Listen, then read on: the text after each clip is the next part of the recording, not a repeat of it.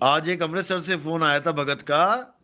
वो कहता मेरी सारी उम्र बीत गई गुरु ग्रंथ साहब पढ़ते हुए, लेकिन जब से आपके सत्संग सुन रहा हूं तब से जो भी पन्ना खोलता हूं तो आप ही की बात लिखी होती है उसमें। जो आप बता रहे हो हर चीज लिखी है, लेकिन अब समझ में आ रही है कि लिखा क्या था। आज तक केवल पढ़ रहे थे, अब समझ रहे हैं। यही हाल गीता वालों का है। 42 साल से एक भगत हापुड़ में 42 साल से गीता के पीछे लगा हुआ है। कोई महात्मा नहीं छोड़ा जो गीता पे प्रवचन नहीं करते, सब सब नाप लिए। अब कहते हैं भाई आपका सत्संग सुनने के बाद अब गीता की एक एक लाइन ऐसी क्लियर होती जाती है कि मुझे लगता है कि उन बाबों को मेरे सामने बैठाओ, मैं समझाऊं उन्हें, जिनको मैं सुनता रहा 40-42 साल। मैं समझाता हूं गीता क्या कह रही है। तो ये सब तब होता है जब परमात्मा की दया होती है, विवेक जागता है। इसीलिए मैं कह रहा हूं विवेक जगाओ। विवेक तुम्हारी वो गुप्त शक्ति है जिसको तुमने जगा लिया, फिर तुम्हें कोई बेवकूफ नहीं बना सकता, भूल जाओ। इसी को बोला है कि जब तक तुम्हें विवेकी गुरु नहीं मिलेगा, जब तक तुम्हारा विवेक जगने वाला नहीं है, यानी जब तक तुम्हें जली हुई मोमबत्ती नहीं मिलेगी, तुम बुझी हुई मोमबत्ती जलने वाले नहीं हो। इसीलिए बोला गया कि गुरु मेरे सभी बड़े अपनी अपनी ठौर, शब्द विवेकी पारखी सो माथे का मोर। जो विवेकी गुरु है वही तुम्हारा विवेक जगा सकता है, नहीं तो कुछ होने वाला नहीं है। समझ जाना इस चीज को। इसीलिए गुरु की महिमा गाई है। कोई मत्थे टेकने के लिए नहीं गुरु आते हैं कि मत्थे टेकने और टिकवाने आते हैं। यहां पे गुरु आते हैं अपना ज्ञान देने, अपना शब्द का भेद बताने, क्योंकि उनका स्वरूप शब्द ही है। लेकिन अगर तुम उनके ज्ञान की जगह उनको भगवान मान के बैठ गए तो क्या बोला 10वीं पातशाही ने? कहते हैं मैं हूं परम पुरुष का दासा, देखण आया जगत तमाशा।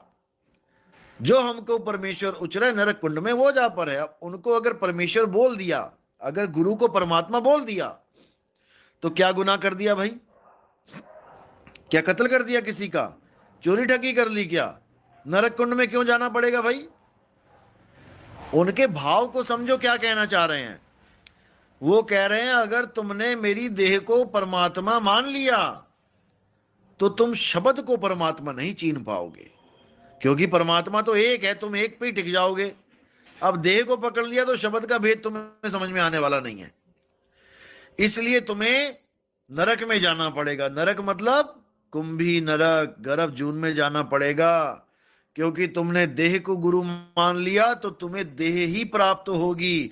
और तुमने अगर शब्द को गुरु मान लिया तो तुम्हें शब्द ही प्राप्त होगा, फिर कोई रोकने वाला नहीं है तुम्हें, भूल जाओ। जैसे स्वान कांच मंदिर में भ्रमते भूख मरे हो, और कहे कबीर नल्ली के सुगना, तोहे कौन पकड़े हो? तुझे कौन पकड़ पाएगा? तू अपनी अज्ञानता में पकड़ा जाता है। बहेलिया कभी चिड़िया को पकड़ ही नहीं सकता अगर वो दाना चुगने नीचे ना आए। रहे आसमान में, वो क्या करेगा? बहेलिया आसमान में जाल फेंकेगा क्या? उसके पास चारा है। काल भगवान के पास चारा है। चारा क्या है उसका? दाने कौन से दाने खिला रहा है? ये 5 तत्व के दाने खिला रहा है चिड़िया को। ये सुरता कहां से आई है इन 5 दानों को चुगने के लिए? उसके बाद ये 5 दाने ही देखो क्या क्या बने बैठे हैं। ये 5 तत्व, माँ बाप भाई बहन मकान दुकान कार बंगला, ये सब 5 तत्व ही हैं। और तुम्हें इसी में उलझा दिया उसने।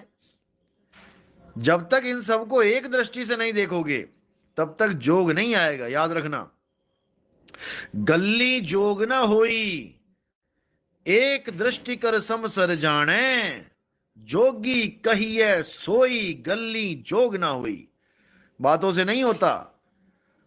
यहां तो संत महात्माओं का ये हाल है कि माया के पीछे ऐसे गुलाम हुए हैं कि इनको माया ना मिले तो इनको कहो रातों को नींदें ना आए। रोज अकाउंट चेक करते हैं कितना पैसा आ रहा है। ये हालत है इनकी। कहां जाएंगे? अंत